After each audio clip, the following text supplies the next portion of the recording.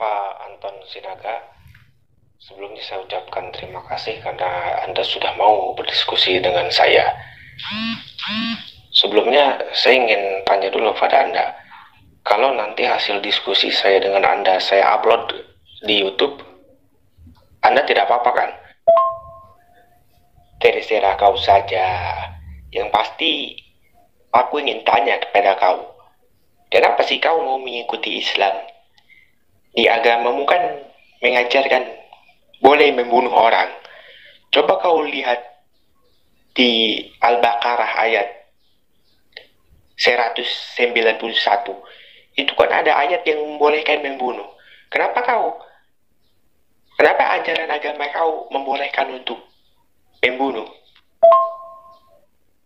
Pertama-tama, Anda tidak bisa menjustifikasi bahwa di surat Al-Baqarah ayat 191 Islam itu seenaknya mengajarkan pembunuhan. Tidak.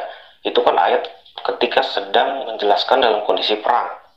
Coba Anda lihat ayat sebelumnya. Surat Al-Baqarah ayat 190. Di sana kan ada kalimat waqatilu fi sabilillahi allazi la yuqatilunakum wa la ta'tadu. Perangilah di jalan Allah orang-orang yang memerangimu, tapi janganlah kamu melampaui batas. Berarti kan ayat ini ayat yang sedang menjelaskan dalam kondisi perang. Ketika diperangi duluan, baru boleh melawan. Artinya Al-Quran surat Al-Baqarah ayat 191 itu kan hanya sambungan ayat dari ayat 190 yang ada perintah untuk berperang ketika diperangi. Contoh, ketika negara kita Indonesia dulu dijajah oleh Belanda, ya umat Islam wajib melawan berdasarkan ayat ini. Ketika diperangi duluan, wajib melawan. Jadi tidak bisa seenaknya membunuh. Itu kan hanya dalam kondisi ayat-ayat yang menjelaskan dalam kondisi perang. Coba aku tanya lagi pada kau, kenapa kau masih mau mengikuti Muhammad? Coba kau lihat di surat Al-Ahzab ayat ke-50.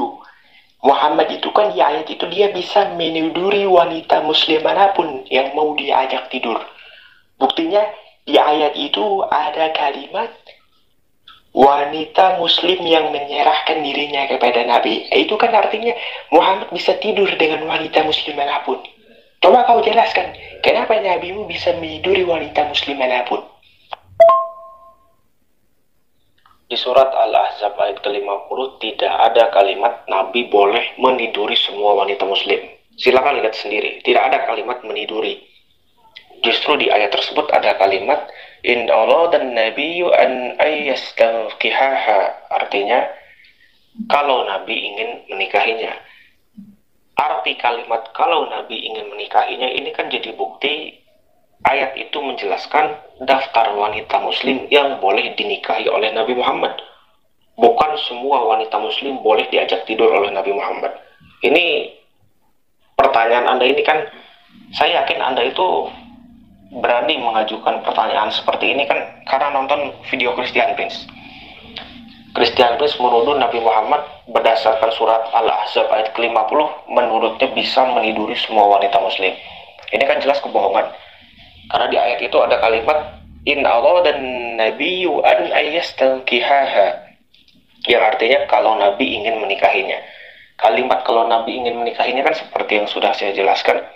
Ayat ini maksudnya adalah menjelaskan daftar wanita muslim yang boleh dinikahi oleh Nabi Muhammad. Bukan wanita muslim manapun boleh diajak tidur oleh Nabi Muhammad. Tapi yang pasti, yang saya heran dengan kalangan Anda ini kan sering mempermasalahkan kehidupan Nabi Muhammad. Tapi anehnya tidak pernah mempermasalahkan kehidupan Yesus di Alkitab. Coba sekarang saya tanya, menurut Anda, apakah Yesus pernah membunuh orang dalam sejarah hidupnya? Saya minta Anda jawab jujur. Yesus tidak pernah membunuh orang dalam sejarah hidupnya. Jangan kau samakan Yesus dengan Muhammad. Coba kau lihat Matius pasal 5 ayat ke-44. Yesus mengatakan, kasihilah musuhmu dan berdoalah bagi mereka yang menganiaya kamu. Kau bisa lihat, begitu cinta kasihnya Yesus, sampai-sampai musuh pun harus dikasihi. Berbeda dengan Muhammad yang membunuh orang. Jadi terbukti Yesus tidak pernah membunuh orang. Catat baik-baik itu. Pak menonton sinaga tanpa mengurangi rasa hormat saya kepada Anda terbukti tidak tahu isi Alkitab Anda sendiri. Ini benar-benar memalukan. Anda katakan Yesus tidak pernah membunuh. Silakan lihat baik-baik Matius pasal 26 ayat ke-31. Yesus mengaku membunuh gembala. Baca baik-baik ayatnya. Yesus mengatakan, "Aku akan membunuh gembala dan kawanan domba itu akan tercerai-berai." Berarti berdasarkan Matius pasal 26 ayat ke-31, Yesus terbukti melakukan pembunuhan. Artinya, klaim yang Anda katakan Yesus tidak pernah membunuh, gugur dan terbantahkan. Ini justru membuktikan Anda tidak tahu isi Alkitab Anda sendiri. Aduh kau, di Matius pasal 26 ayat ke-31, Yesus itu kan membunuh. Itu perumpamaan saja. Janganlah kau menelan mentah-mentah ayat Alkitab. Itu perumpamaan saja. Lagi pula kan di dalam tubuh kau itu tidak ada Roh Kudus. Kau tidak mungkin bisa menafsirkan Alkitab sementara di dalam tubuhku ada Roh Kudus. Yesus membunuh di Matius pasal 26 ayat 31. Itu hanya perumpamaan saja. Kau tidak bisa menafsirkan Alkitab karena kau di dalam tubuhnya tidak ada Roh Kudus. Hanya diriku. Sementara diriku, aku punya Roh Kudus. Sehingga aku bisa menafsirkan Alkitab. Sudahlah, kau percaya saja itu perumpamaan. Sekali ku katakan itu perumpamaan, itu perumpamaan. Sudah percaya saja. Lagi pula, ngapain kau mengikuti Muhammad? Lebih baik mengikuti Yesus. Muhammad dibiarkan mati oleh Tuhannya, tapi Yesus dibiarkan hidup. Itu kan bukti Muhammad tidak lebih hebat dari Yesus. Muhammad dibiarkan mati, sementara Yesus sampai hari ini masih hidup. Lebih baik kau ikuti saja Yesus daripada Muhammad. Nabi Muhammad Shallallahu Alaihi Wasallam wafat karena tugas beliau dalam menyampaikan risalah Islam sudah selesai. Buktinya semua ayat-ayat Al-Quran pun sudah selesai diturunkan oleh Allah. Jadi karena tugas Nabi Muhammad sudah selesai, wajar kalau akhirnya beliau wafat. Dan itu bukan hal yang aneh. Nabi Musa pun wafat. Itu hal yang wajar. Pertanyaannya, kenapa Nabi Isa atau Yesus masih hidup? Jawabannya, Nabi Isa atau Yesus masih hidup karena tugas-tugas beliau belum selesai. Dan salah satu tugas Nabi Isa atau Yesus adalah menjadi hakim adil untuk mengadili orang-orang Kristen seperti Anda yang sudah menuduhnya Tuhan. Contoh di dalam hadis, Nabi Isa atau Yesus disebut akan menghancurkan salib. Artinya Nabi Isa atau Yesus tidak suka dengan simbol salib. Kenapa Nabi Isa atau Yesus tidak suka dengan simbol salib? Karena di tiang salib itulah Nabi Isa atau Yesus dituduh sebagai Tuhan yang mati dengan tujuan untuk menebus dosa manusia. Dan itu tercatat di dalam kitab Anda. Coba baca Matius pasal 7 ayat 22 dan 23. Orang-orang yang menyebut Yesus Tuhan, yang bernubuat menggunakan nama Yesus, yang mengusir setan menggunakan nama Yesus, dan mengadakan mukjizat menggunakan nama Yesus, menurut Yesus di Matius pasal 7 ayat 23, akan diusir oleh Yesus dan disebut sebagai pembuat kejahatan. Berarti benar bahwa Nabi Isa atau Yesus belum wafat karena tugasnya belum selesai. Dan salah satu tugasnya akan mengadili orang-orang Kristen seperti Anda yang sudah menuduhnya Tuhan. Dan itu tercatat di dalam hadis dan juga Matius pasal 7 ayat 22 dan 23. Kau ini kalau baca ayat Alkitab jangan dipotong-potong. Coba lihat kau, kalau baca Matius pasal 7 jangan hanya baca ayat 22 dan 23. Kau lihat dari ayat ke-15. Di Matius pasal 7 ayat ke-15, itu kan ayat ini perikopnya sedang menjelaskan pengajaran sesat dari nabi-nabi palsu. Bukan Yesus tidak suka disebut Tuhan. Kau ini jangan potong ayat-ayat Alkitab. Bisa tidak? Jangan potong-potong ayat Alkitab. Coba lihat dari ayat ke-15. Ini kan Yesus sedang menjelaskan tentang pengajaran sesat yang dilakukan oleh nabi-nabi palsu. Coba kau baca. Mengenai argumen Anda yang mengatakan jangan hanya melihat Matius pasal 7 ayat 22 dan 23, tapi juga lihat Matius pasal 7 sejak ayat ke-15 sampai ayat 23. Menurut Anda ayat ini ayat yang Yesus sedang menjelaskan pengajaran sesat dan nabi-nabi palsu. Saya sepakat dengan Anda.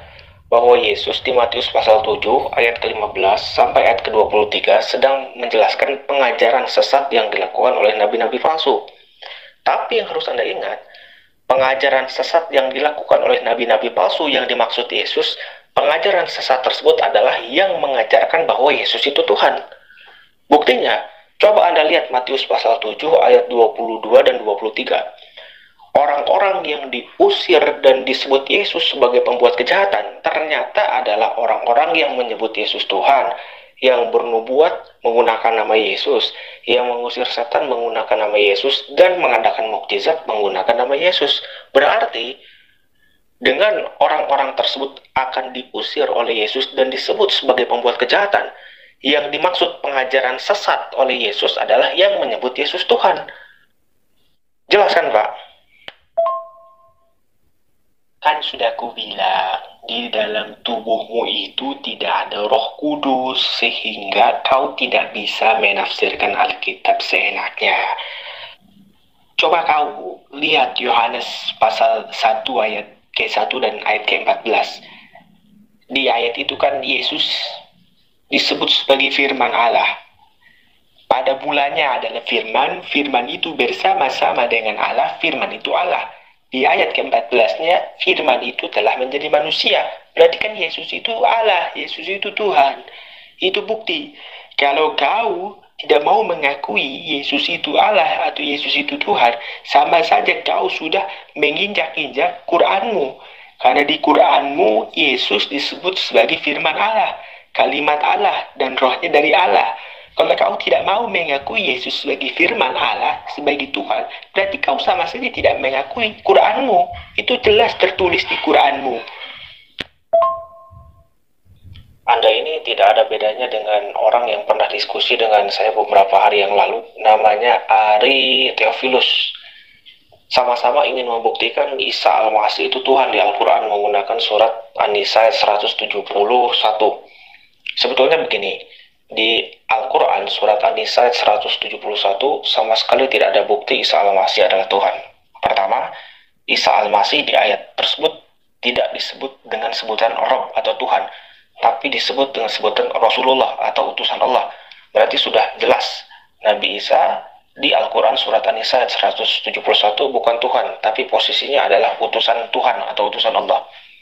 Kedua, Anda mempertanyakan kenapa Nabi Isa disebut kalimat Allah dan rohnya dari Allah. Begini saya jelaskan. Nabi Isa di Al-Quran surat An-Nisa ayat 171 disebut kalimat Allah karena Nabi Isa diciptakan oleh Allah dengan kalimat kun. Anda bisa lihat Al-Quran surat Ali Imran ayat ke-59 yang Allah Subhanahu wa taala mengatakan, sesungguhnya perumpamaan penciptaan Isa bagi Allah seperti penciptaan Adam. Allah menciptakannya dari tanah, lalu Allah berkata kepadanya, kun, jadilah, maka jadilah ia. Artinya, berdasarkan Al-Quran surat Al-Imran ayat ke-59, Nabi Isa terbukti diciptakan Allah dengan kalimat kun. Jadi, karena Nabi Isa diciptakan Allah dengan kalimat kun, yang artinya jadi, maka dengan hal tersebut, Nabi Isa disebut sebagai kalimat Allah. Jadi jelas, kalimat Allah tidak mengandung makna sedikit pun Isa Al-Masih adalah Tuhan, tapi Nabi Isa disebut kalimat Allah karena Nabi Isa diciptakan Allah dengan kalimat kun. Selain itu, Anda mempertanyakan Nabi Isa disebut rohnya dari Allah. Sebetulnya bukan hanya Nabi Isa yang rohnya dari Allah.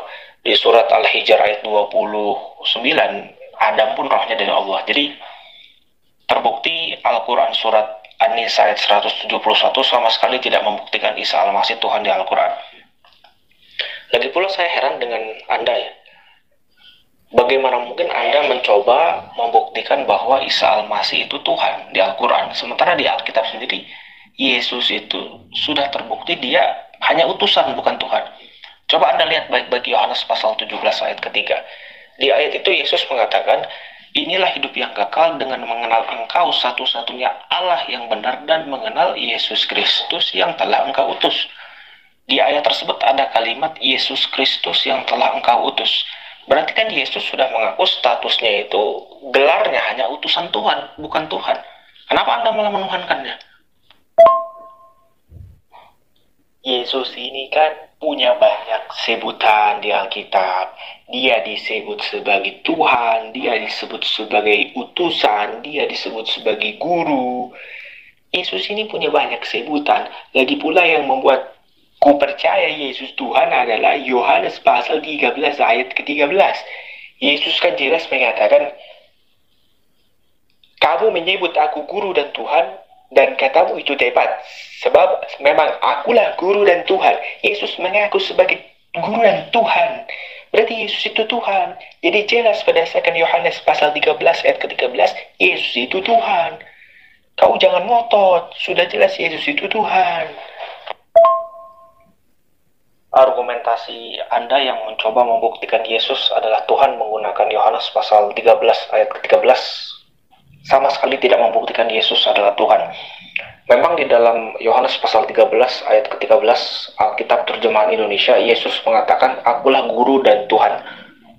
Fokus pada kalimat Tuhan.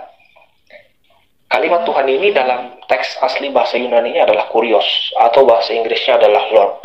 Dan kata kurios atau Lord ini punya banyak makna. Bisa diartikan Tuhan, bisa diartikan bangsawan, bisa juga diartikan Tuhan. Namun, sangat tidak pantas kalau kata kurios atau bahasa Inggrisnya adalah Lord ini diartikan Tuhan kepada pihak yang sebelumnya tidak pernah mengaku dirinya sebagai Theos dalam bahasa Yunani, atau bahasa Inggrisnya adalah God. Dan ternyata Yesus tidak pernah mengaku dirinya sebagai Theos dalam bahasa Yunani, atau dalam bahasa Inggris adalah God. Berarti karena Yesus tidak pernah mendeklarasikan dan mengaku dirinya sebagai Theos dalam bahasa Yunani atau bahasa Inggrisnya God, maka kata kurios yang dalam bahasa Inggrisnya adalah Lord tidak boleh diartikan sebagai Tuhan. Harusnya kata kurios dalam bahasa Yunani atau bahasa Inggrisnya Lord diartikan Tuhan, bukan Tuhan. Memang di dalam terjemahan Al-Quran di dalam bahasa Inggris, saya bicara terjemahan Al-Quran ya, bukan original teks dalam bahasa Arab. Di dalam terjemahan Al-Quran dalam bahasa Inggris, Allah Subhanahu wa Ta'ala pun dalam terjemahan Al-Quran di bahasa Inggris beberapa kali disebut dengan kata Lord. Tapi kata Lord yang diarahkan kepada Allah bisa diartikan Tuhan, karena Allah Subhanahu wa Ta'ala sebelumnya sudah beberapa kali menyebut dirinya sebagai Rob dalam bahasa Arab atau bahasa Inggrisnya God. Rob atau God ini kan artinya benar-benar Tuhan, tidak ambigu. Sementara Yesus tidak pernah mendeklarasikan dirinya dalam bahasa Yunani adalah Theos atau bahasa Inggrisnya God.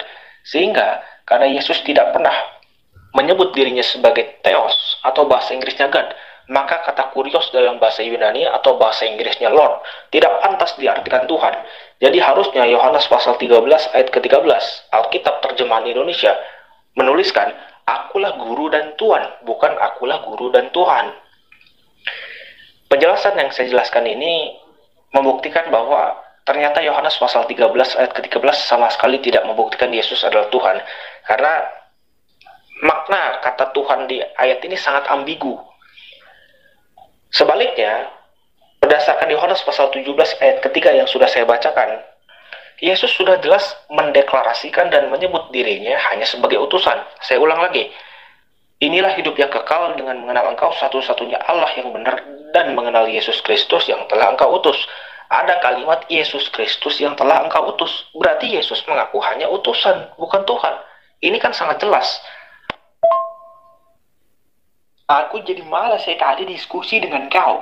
Kau ini orangnya ngotot sekali menafsirkan Alkitab harus sesuai dengan keinginan kau. Sudah kubilang kau ini di dalam tubuhnya tidak ada Roh Kudus, sehingga kau tidak bisa menafsirkan seenaknya Alkitab. Aku jadi malas sekali diskusi dengan kau. Kau diskusi saja dengan orang lain. Aku tidak mau diskusi dengan orang macam kau yang ngotot keras kepala. Ngobrol saja dengan orang lain kau. Saya tidak pernah memaksa untuk menafsirkan Alkitab sesuai dengan pikiran saya. Saya hanya menafsirkan Alkitab sesuai fakta yang benar. Dan kalau Bapak memang tidak mau lagi diskusi dengan saya, sudah, tidak apa-apa, tidak masalah. Saya mungkin hanya minta maaf pada Bapak kalau sudah mengganggu, tapi sekali lagi saya ulang, saya tidak pernah memaksa menafsirkan Alkitab sesuai pikiran saya. Saya hanya menafsirkan Alkitab sesuai dengan fakta yang sebenarnya. Itu saja, Pak.